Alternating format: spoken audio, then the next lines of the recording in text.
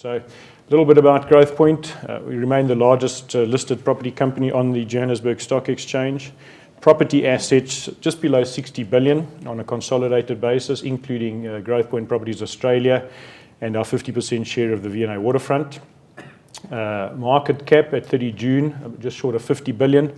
Taken a bit of a smack since then. And I think we've lost about 5 odd billion of market cap as the share prices of the whole listed property sector, not just Growthpoint, have come under a bit of pressure with rising bond yields.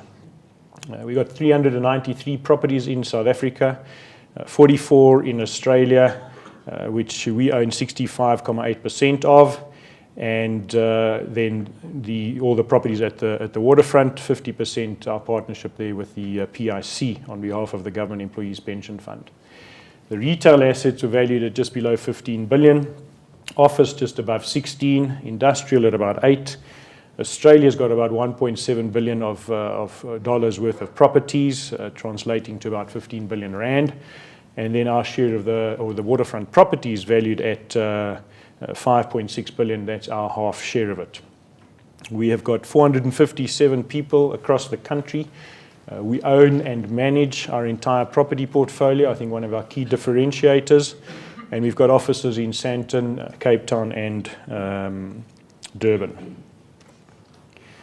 Highlights for the period, 21.2% return to shareholders through to 30 for the 12 months to 30 June. That was made up of a 6.5% income yield and a 14.7% capital return. Distributions up 7.2% to 149 cents. I think in line with guidance we gave at the half year, and certainly better than what we had guided at the commencement of the year, where we were looking for growth in the early sixes. Average annual growth in distributions for the past 5 years is now sitting at about 7%. We invested 380 million additional, made an additional 380 million rand investment into the Australian entity, essentially through following the distribution reinvestment plan that the Australian entity offered. So we didn't take our cash out of Australia. We reinvested our distributions there into additional shares, and there was a 380 million rand effective investment. The total cost of our investment in Australia at 30 June was 3.4 billion, and the market value at the share price and at the currency amounted to 5.7 billion. 35.2% return on the Growthpoint Australia investment for the period. That was made up of 11.8% income return and 23.4% capital growth. We raised quite a lot of equity during the year, 1.5 billion rand through our own distribution reinvestment plans. Those are two drips that we offered the investment market. And then in early May, we undertook a capital raising exercise and raised 2.5 billion rands of additional equity. We converted to a REIT during the year as well, and I'll speak a bit more about the entire process and benefits, if you want, of the REIT regime.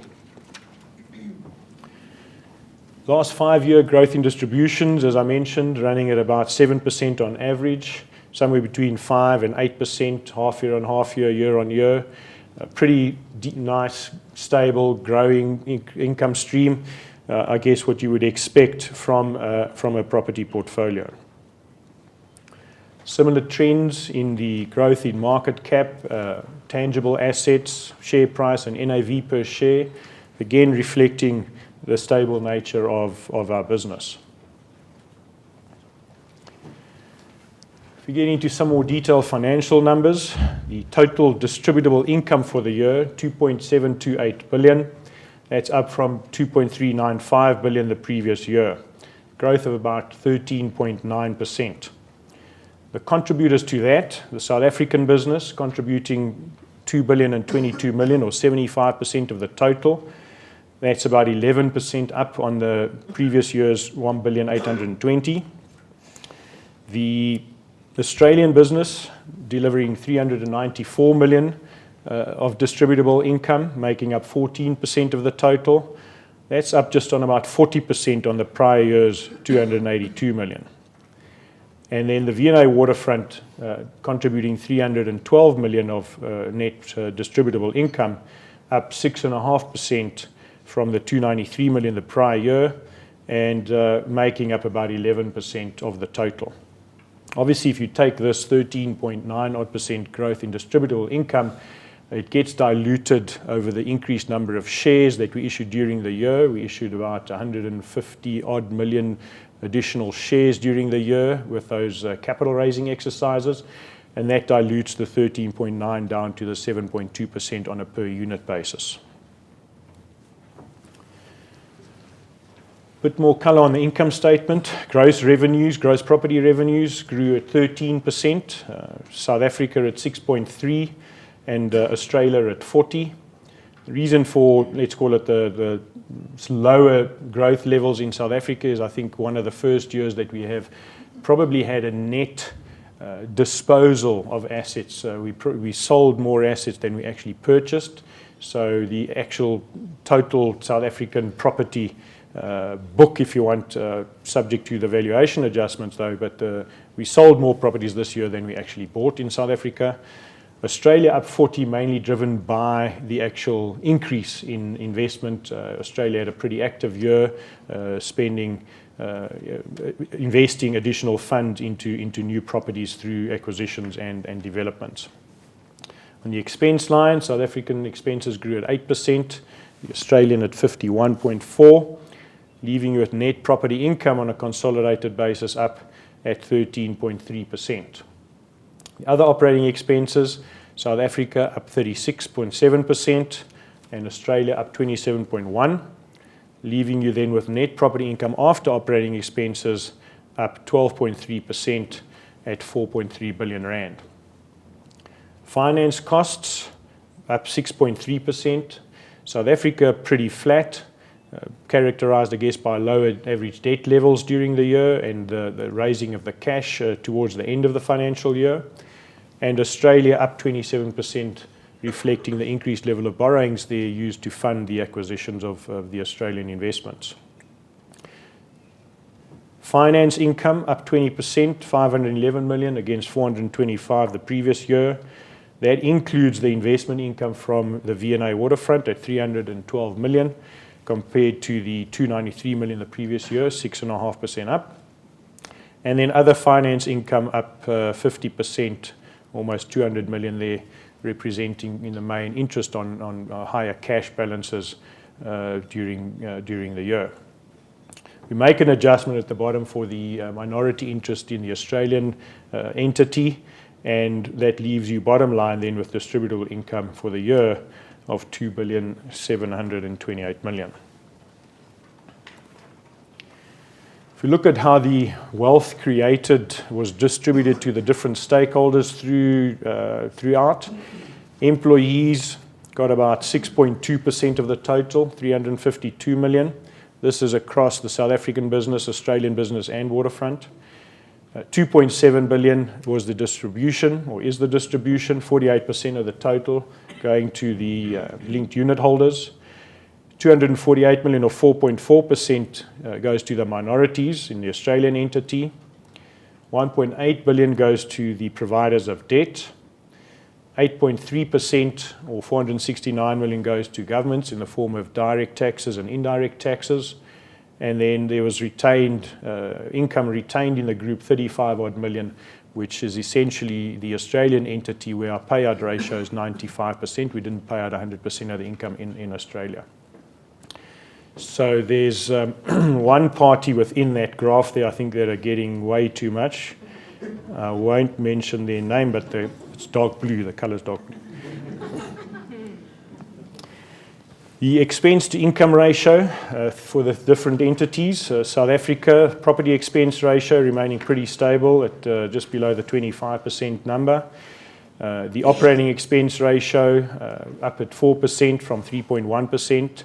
Still seeing a bit of pressure on that operating expense ratio.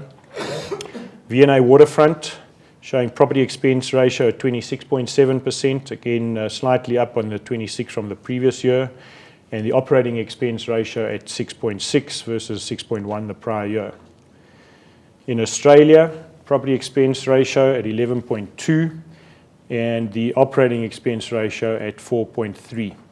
So in Australia, what's driving the increase in the property expense ratio is still the mix between the portfolio as it relates to industrial properties, which are typically characterized by triple net leases with low expense ratios, and where we're moving in more into office space where the expense ratio is generally higher.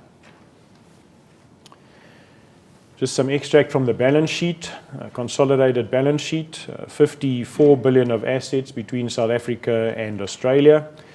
V&A Waterfront, 5.4 billion. Nominal borrowings, 19.57 billion, 12.5 of that in South Africa, and 7 billion of debt in the Australian entity, giving you 19.5 billion of total debt. NAV up to 36.7 billion from 28, so that's about a 28% rise in NAV, driven principally by the additional capital that was raised, as well as the revaluation of the property portfolio in South Africa, where we had quite a big increase, about a 10% increase in our property values for the year. On the capital management side, our loan-to-value ratios and interest cover ratio. Loan-to-value ratios come down pretty sharply in South Africa from about 34% down to 24%, driven again by the same two factors that drove the NAV, which is the increased capital raise and the increased valuations on the South African property portfolio. Also, as at the year end, at 30 June, obviously we sit with about 1.9 billion range worth of cash on the balance sheet. So these LTV ratios are calculated debt net of cash. In Australia, the interest cover ratio in South Africa is still a very healthy 3.2 times. That's up from 2.8. Similar numbers or the same numbers in Australia. We're looking at about 47% loan-to-value ratio in Australia, so quite highly geared relative to South Africa, the Australian balance sheet. Interest cover looking good at 2.4 times. We still have an objective, I guess, to bring the loan-to-value ratio of the Australian entity down to closer to the lower 40s. We'll endeavour to do that, I think, over the next 12 to 24 months. But at the moment, the financial dynamics are such that it doesn't make sense to just raise equity just to settle debt. Your forward yield on the equity in Australia is still at over 8%, whereas your debt, incremental debt, is costing you about 5-year money is costing you about 5.5%. So it doesn't make sense just to raise capital to de-gear. If we look at the sources of borrowings, we've got a pretty diversified range of debt at the moment. Access to both the the banking market and funding from life companies, conventional bank debt, and access to the debt capital markets. So at 30 June, about 73% of our total debt was traditional bank debt versus 27% from the debt capital markets. 62% of our total funding was in the form of unsecured funding, or secured funding rather, versus about 38% in the form of unsecured funding. We do have a strategy to tap the debt capital markets for more borrowings and to increase, if you want, our exposure to the debt capital markets, and to also thereby reduce the level of security, if you want, that we're given away to to the funders for our debt. We're looking to reduce the level of secured debt versus unsecured debt. This is all, I guess, in managing the relationship with Moody's and the way in which Moody's looks at rating Growthpoint from a debt perspective. They would like to see more and more of our funding in the form of unsecured funding, and at the moment the benefit we're getting is that the cost of funding in the bond market, even though it's unsecured, is actually cheaper than the cost of funding from the traditional bank market, which is secured. So about 12.5 billion of total borrowings, down from the 13.6, reflecting again the capital raised during the year. As we mentioned before, about 4 billion in capital raised during the year, 1.5 billion through the DRIPS and 2.5 billion through placement in May. The debt balance reduced by 1.1 billion following the May 13 capital raise. You may ask, why didn't you settle even more of your borrowings? And I think the short answer to that is we settled as much as we could without incurring settlement penalties. And for the balance, we've kept it in cash. We issued a 5-year corporate bond, 500 million rands worth in December 2012 at 150 basis points over JIBAR. Commercial paper of 400 million rand was rolled in July 2013 at 21 basis points over JIBAR compared to 23 basis points in June 2012. If we look at the overall debt profile, the unutilized committed debt facilities that we've got available at 30 June amounted to 3.3 billion compared to 2.1 billion the previous year. The weighted average term of the liabilities was 3.5 years compared to 4.1 the prior year. The weighted average term of our fixed interest rate profile was 4.9 years. It stayed pretty constant. And the weighted average interest rate was 9.7% against 9.5 the previous year. Total percentage of debt at fixed interest rates was 88% against 83% the prior year. Moody's has maintained Growthpoint's credit rating with a stable outlook. I think there'll be a formal review again in October. And the Treasury policy guidelines have been reaffirmed by the Board of Directors in that Growthpoint will ensure that cash flow from operations plus available credit facilities will exceed committed cash outflows and debt maturities over a rolling 12-month period. And we will at all time have no less than 75% of our interest rates fixed. Operationally, we'll deal with South Africa first. Net property income up at 3.276 billion. Make up about 35% of that coming from the retail portfolio, 41 from the office and 24 from the industrial portfolio. Pretty stable growing trend. If you look at the property portfolio by value on the right-hand side, up at 39 billion for the South African balance sheet.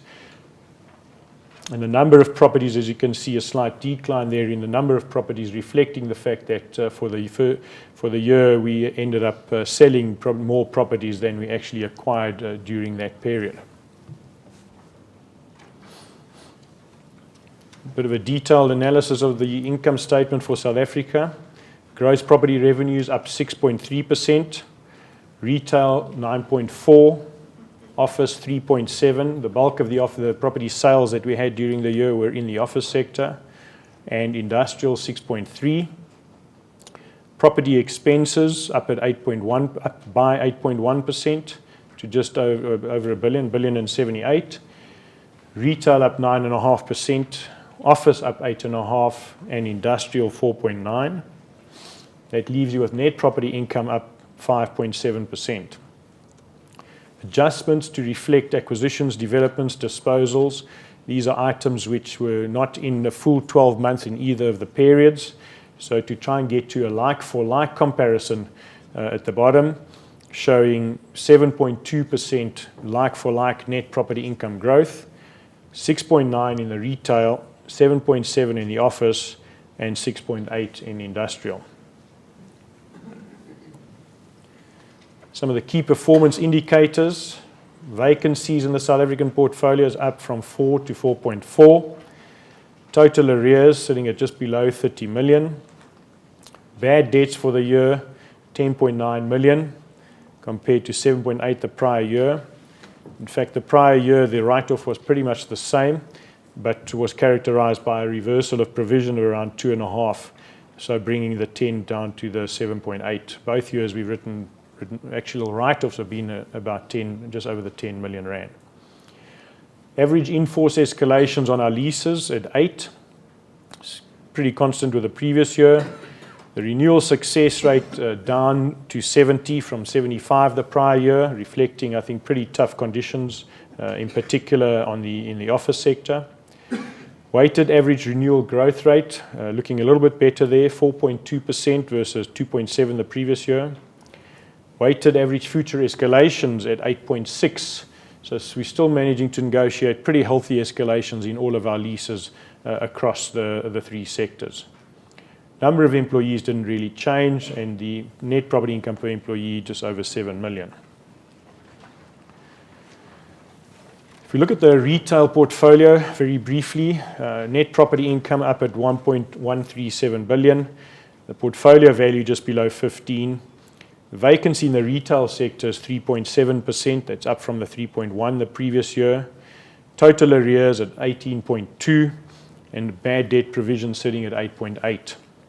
Renewal success rate in the retail portfolio 80%, and the renewal rental growth of 6.1. So turnover growth in all of our centres pretty much in line with national benchmarks, but has recently been decelerating, especially in the lower and middle market. International retailer interest remains strong at prime shopping centres. However, finding suitable premises in terms of location and size for them is challenging. Vacancies, excluding space under development, are at long-term averages of 2.5%. There's a distortion of the top 10 centre vacancy due to redevelopments at Brooklyn Mall and Colonnade, where vacancies have actually been 100% pre-let.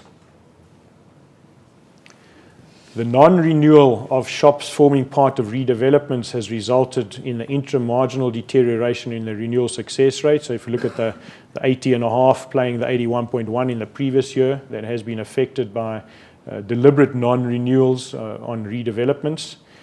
But it still remains above 80%, and with future rental escalations of 8% at renewal.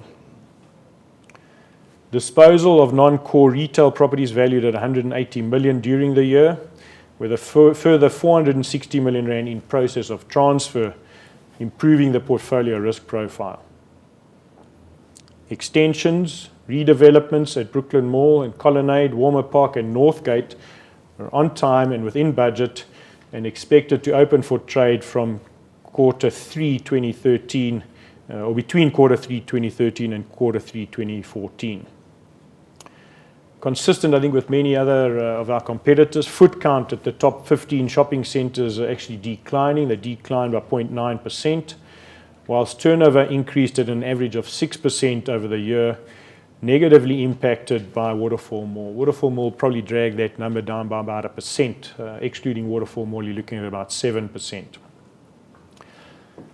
I think comforting to ourselves is the average trading densities at the top 15 shopping centres, which amounts to about 2,560 Rand a square metre per month, with 6 of the shopping centres achieving densities of in excess of 35,000 square metres a year, or almost 3,000 Rand per square metre per month. The relevance of this really is due to the sustainability of the underlying rentals. So the retailers are only happy to pay you the rentals that they are, or take the 7-8% escalation that's in their leases, to the extent that they are trading at acceptable levels within the centres.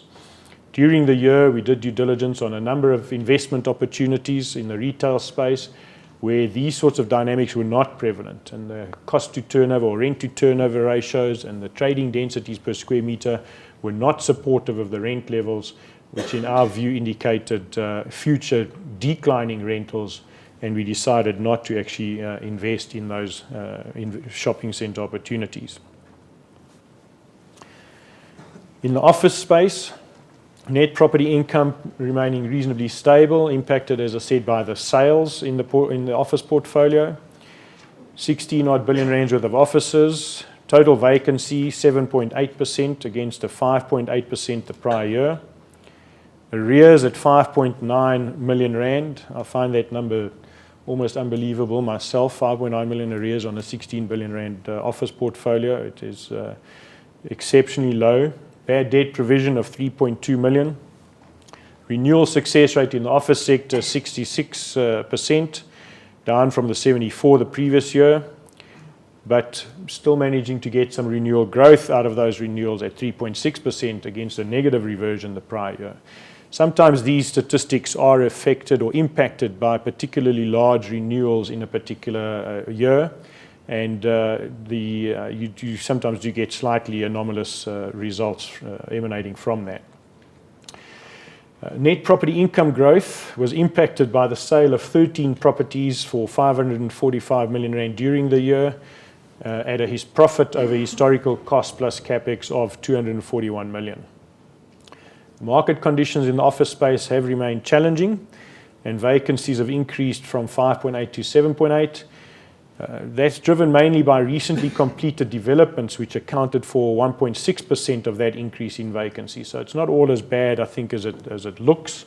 The 2% jump, 1.6 of that is actually impacted by developments that we brought on book. Some of these were commissioned as speculative developments with the hope to let them during construction. And on completion, a number of these were not let, or certainly weren't fully let, and that resulted in 1.6% increase in the overall vacancy. We let 237,000 square meters of space during the year. 127 of space was 7,000 squares was renewed, and 109,000 square meters of new space was let.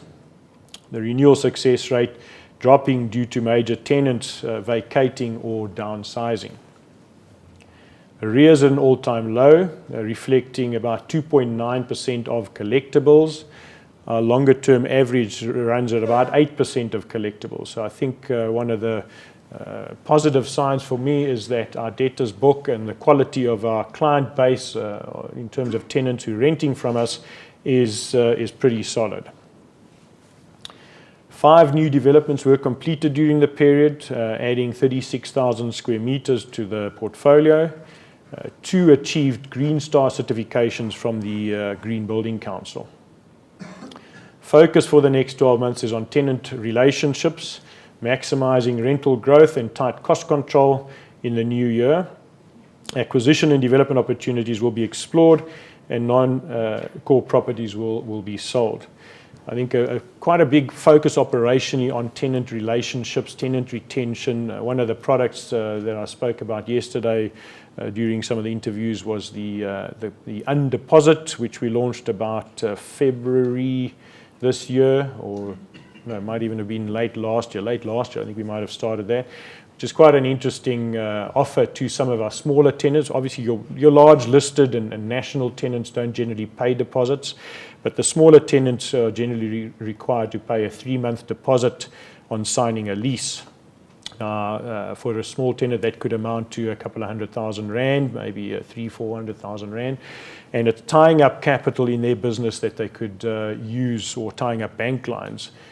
On the industrial portfolio, 786 million of net property income, portfolio value 8 billion, vacancy at 3%, total arrears 5.8 million, and the provision 2.6 million.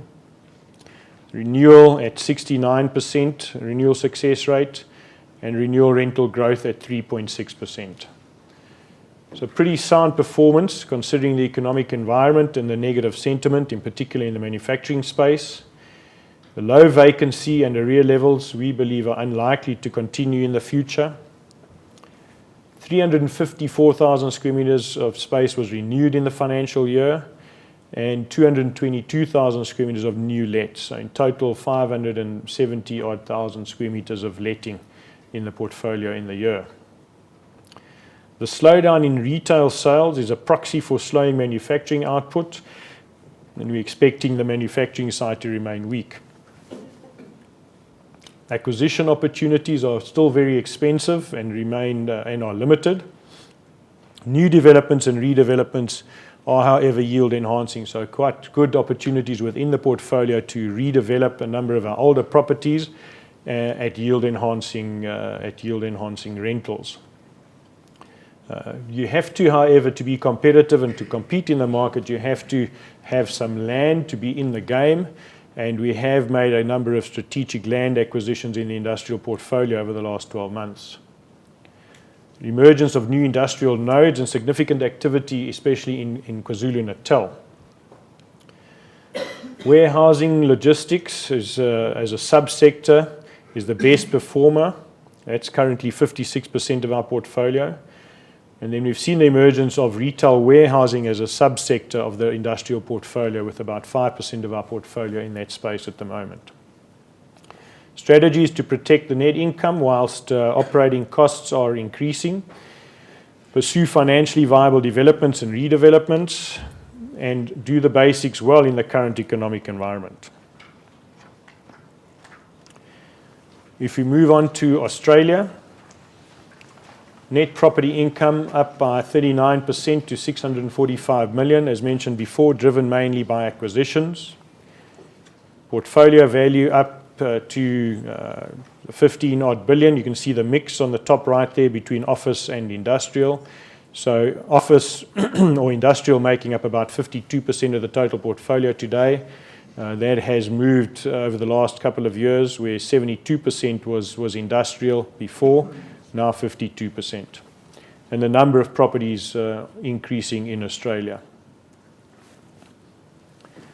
Key performance indicators in Australia. Vacancies pretty low, 0.4%. Total arrears, this is in rands, so it's hardly even $1. $500,000 Average in-force escalations at about 3.1%. There were no renewals during the year, and we've got 11 employees in a head office in Melbourne, and the net property income per employee very high at 114 million per employee. But the difference, I guess, between the Australian business and the South African business is that we're only doing the asset management in Australia, whereas in South Africa we do asset and property management. So property management in Australia is outsourced, and therefore this number looks very flattering to the Aussies. It's not that they're that much more productive than us. So growing income, if you look at the operations in Australia, 76 million of distributable profit generated by the Aussie entity. That's 19.3 cents per share. That's up 8.6% from the 2012 year. We paid out 18.3 cents in distributions. That's up 4% on the 2012 number. And that's before withholding tax of 0.77 cents per share payable by international investors, including Growthpoint South Africa. The distribution declared equates to a 95% payout ratio. We keep growing that portfolio. We invested another $83 million in new property acquisitions during the year, and post the year end announced the acquisition of another 3 industrial properties for $60 million. Excellent property fundamentals, 1.7 billion portfolio with exposure to every state in Australia.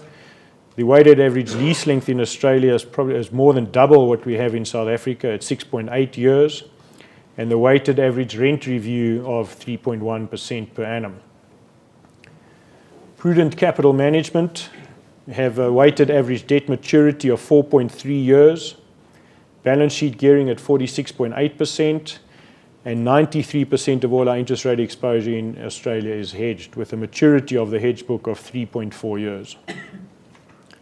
Pretty low risk income there with a long weighted average lease expiry. All leases have got fixed annual increases with high level of hedging and quality tenants and medium term debt. Very low management expense ratio, only 0.4% of total asset value.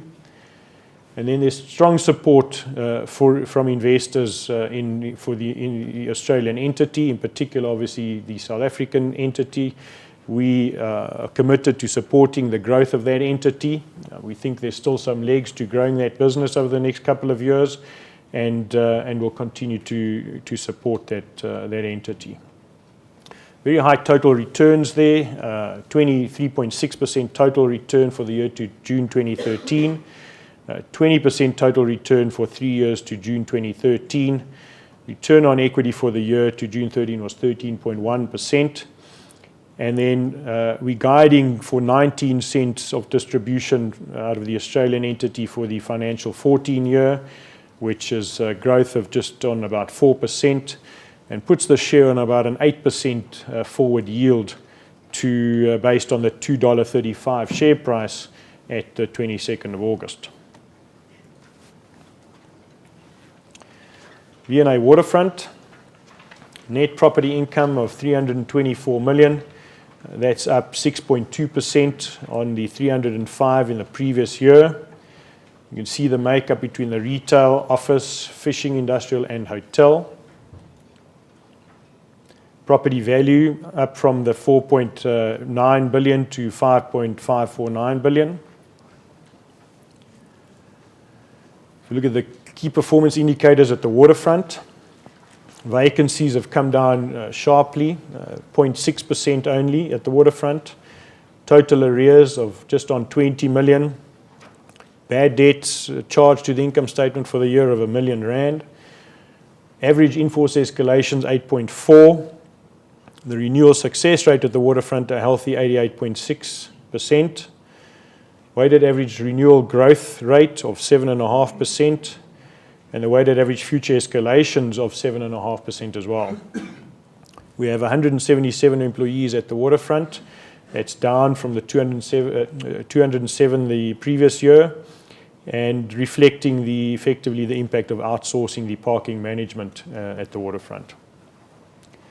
Net property income per employee at the waterfront at 3.6 million. Pretty busy down at the waterfront. The retail vacancies at the moment are at an all-time record low of 0. The Victoria Wharf has got no vacancies. There's continued strong retail sales growth at the waterfront, 16% year-on-year growth to June 13, which is well in excess of inflation and resulting in average trading densities in excess of 4,500 rand per square meter per month. So you can see very, very healthy trading at the waterfront. The new openings of Zara, Topshop, Moyo, Market on the Wharf, and the Shimmy Restaurant and Beach Club have had a positive growth and spin-off on footfall, retail sales, as well as revenue growth. Footfall growth is one of the few centres, I think, in the country where you're still seeing positive growth in footfall, showing the same trend as revenue growth, with visitors stay just short of 3.5 hours and average spend per head at 175 Rand.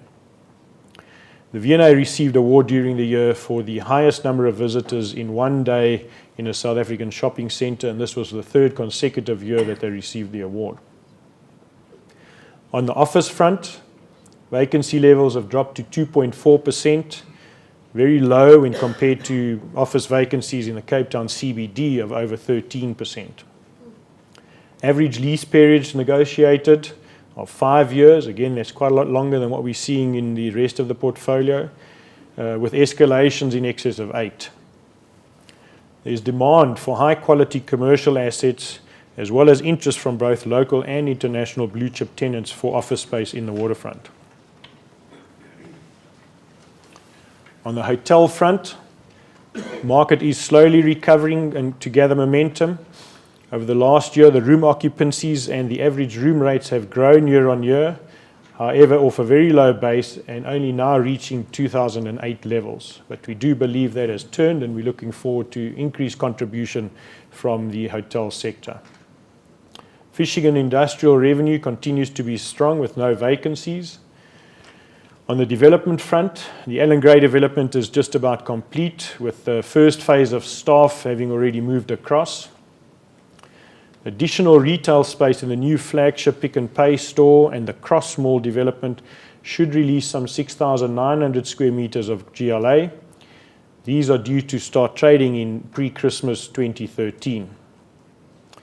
A new tunnel linking the Victoria Wharf Shopping Centre and the Breakwater parking garage is part of the new development. The existing Pick n Pay space will be reconfigured and re-let in the early part of 2014. The V&A will be developing apartments to let, and these will be located in the Portswood Ridge area and above the Breakwater parking garage. One of the buildings that Allan Gray will be vacating on the Portswood Ridge side, adjacent to the Graduate School of Business, is going to be redeveloped into a residential apartment where we'll be offering residential stock to let. So the idea is in line with our strategy to encourage more people to live, work, play and stay in the V&A. V&A is to embark on a 46 million Rand redevelopment of the Workshop 17 and the current Blue Shed. So this is adjacent to the aquarium. The existing 4,000 square meter shed will be redeveloped in an exciting way to house both our craft and design activities at the waterfront. This is a joint venture with the Graduate School of Business and is part of the V&A's corporate social responsibility initiatives. The objective is to assist small businesses with basic infrastructure, further increase employment, as well as develop a space of networking and growth. The My City bus service is also to be welcomed into the waterfront, and the first phase will be complete by Christmas this year. The stations will directly link the V&A with the airport, the CBD, and the Table View areas. If we look at the property investment activities for the year, one slide encapsulating pretty much everything that happened. Purchase and acquisitions. In the retail, not much this year in South Africa, 13 million rand, office 435 million, and industrial 44 million. So in total, acquisitions in South Africa amounting to 492 million. Australia, 748 million rands worth of acquisitions, giving a total of 1.24 billion.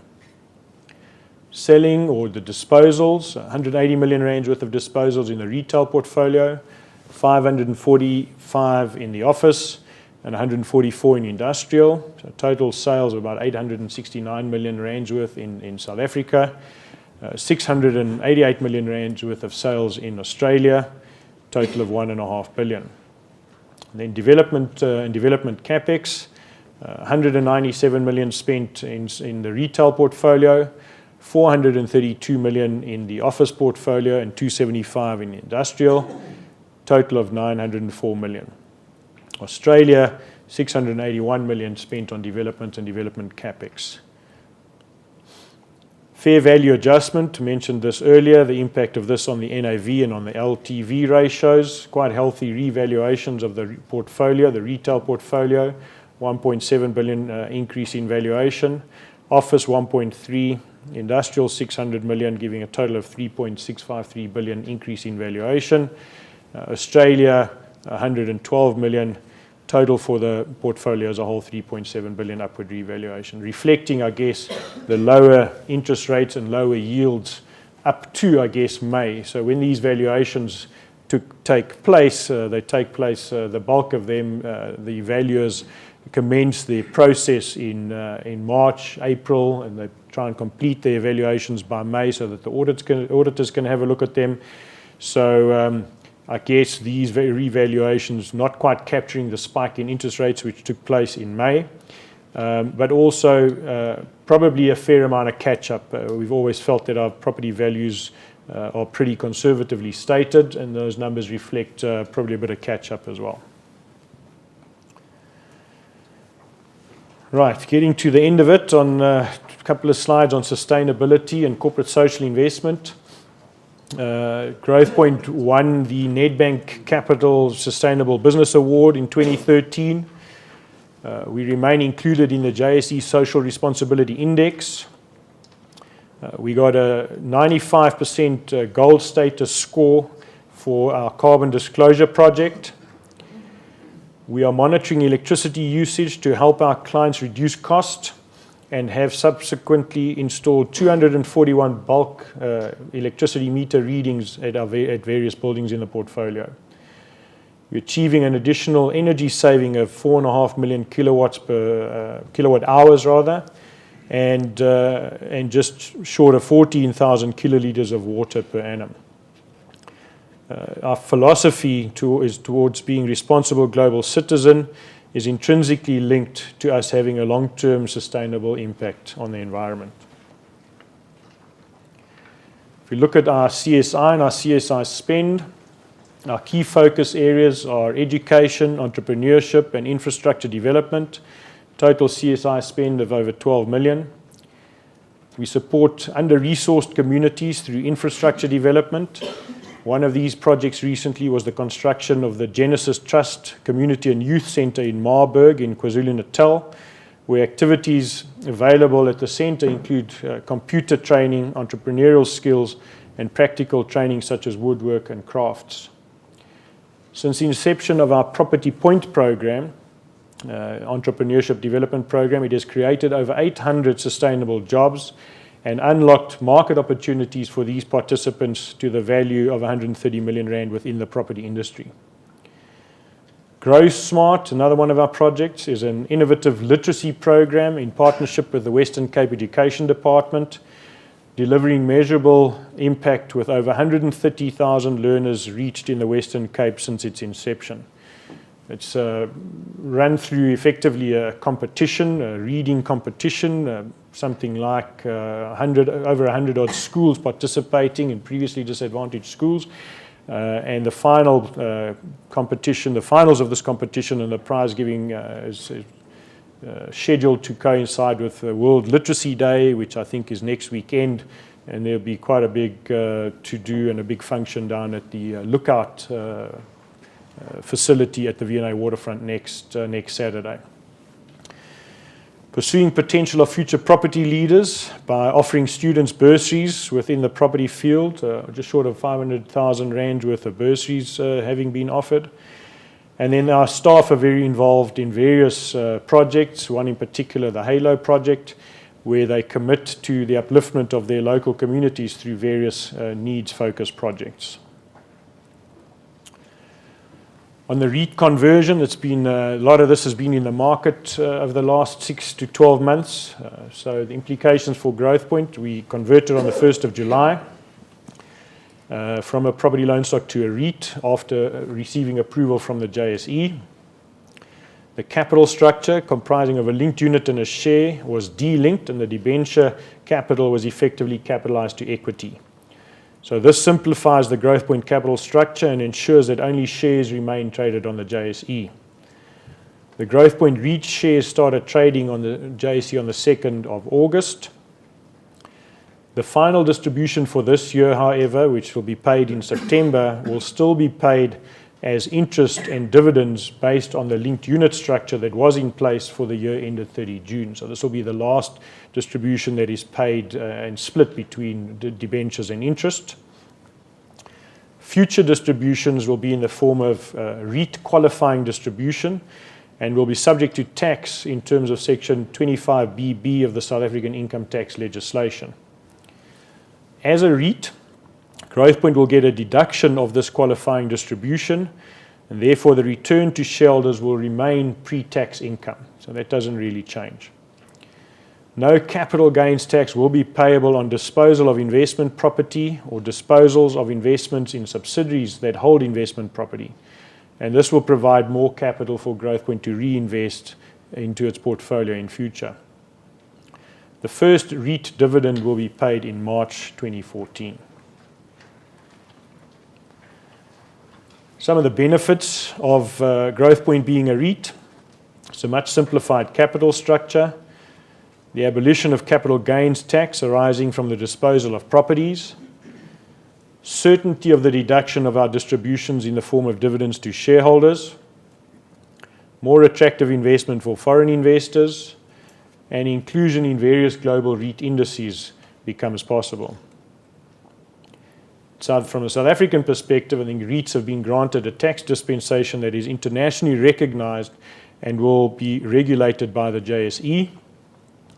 And the representative body, the South African REIT Association, has been formed by the sector to address industry issues.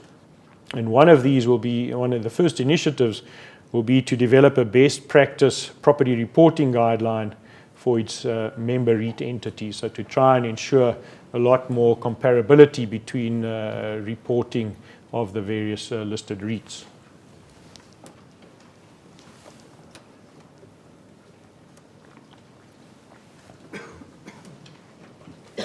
In conclusion then, just the prospects, and I've split this between South Africa, Australia, V&A, and then conclude at the end. So, from the South African perspective, we're seeing higher inflation, with inflation now having breached a 6% level, slower GDP growth. I think we'll be lucky to do 2% this year.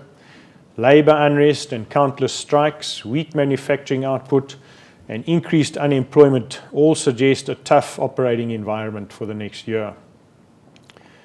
The property fundamentals remain robust. However, they will be negatively impacted by higher office vacancies, weaker retail spending, and speculative developments. On the funding environment, access to debt remains good, especially from the banks, life companies, and the bond markets. However, a significant increase in longer-term interest rates since May will impact interest costs going forward.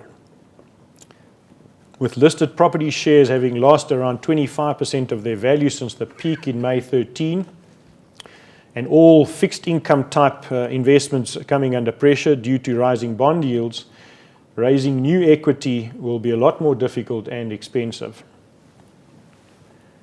From a regulatory perspective, the REIT process has pretty much concluded. 25 property loan stock companies have already converted. The JSE is our new regulator, and we now have to live in a tax certain environment, which has always been a bit of a noose around our neck in the past. There's still a few loose ends that need to be tied up, and hopefully will be done in the next year. We have a new simplified capital structure with just shares only and no longer the shares linked to debentures. On the investment side, quality property investment opportunities remain expensive and hard to find.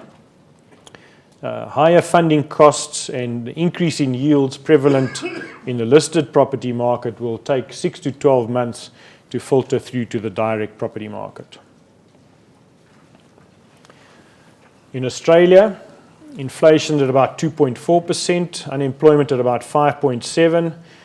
Things appear to be more under control over there. However, GDP growth of about 2.5% is below the long-term trend, impacted by weak consumer demand and a weak residential property market. The property fundamentals remain solid, however, especially in the industrial sector. However, the retail and office sectors are showing some weakness. We're still pretty keen on the industrial sector in Australia, and that's been the focus of the more recent acquisitions. Certainly the last 2 acquisitions have been into the industrial sector. Funding environment in Aussie. Accessing the bond market there for us remains a challenge due to our higher loan-to-value ratio. However, access to bank funding has improved quite markedly in Australia, with longer-term funding and lower margins being achieved. Equity funding has also been negatively impacted by higher global bond yields in Australia and a more muted sell-off there of listed property shares. Growthpoint South Africa will continue to support growth of that entity. The investment market is relatively high yield, 7 to 8% are still available for good quality investment property, non-CBD, with the industrial sector offering the best value at the moment. Competition for best quality assets remains fierce though, with many global property investors seeking to enter the Australian property investment market or increase their exposure. At the waterfront, the trading environment remains very strong. If you roll forward the 16% year-on-year growth, that was to June, and you look at the quarter 2 2013 versus quarter 2 2012, turnovers increased by over 19%. And this is having a positive impact on trading densities and rent-to-turnover ratios at the waterfront. Other key metrics, including vacancies and arrears, remain positive, with the hotel sector starting to show positive signs. On the investment and development front, demand for retail space in the waterfront remains strong, with demand for office space improving. The experiment whereby we tested the market's appetite for new residential properties for sale yielded positive results. We built 33 new apartments, effectively sort of linked to the Alan Gray office development, and 26 of those have been sold effectively pre the official launch, so there are very few of them remaining. Currently, there are 14 developments and redevelopment projects underway at the waterfront, and the development master plan for certain of the precincts within the waterfront is starting to take shape. V&A is set to produce like-for-like distribution growth of between 6 and 7%. However, some development projects are likely to be dilutive on the overall yield. In summary then, Growthpoint, we are likely to deliver similar growth in distribution for the year to June 2014 to that what we achieved this year. I think that concludes the presentation. Ladies and gents, there are about, 33 annexures in the presentation with a lot more detail.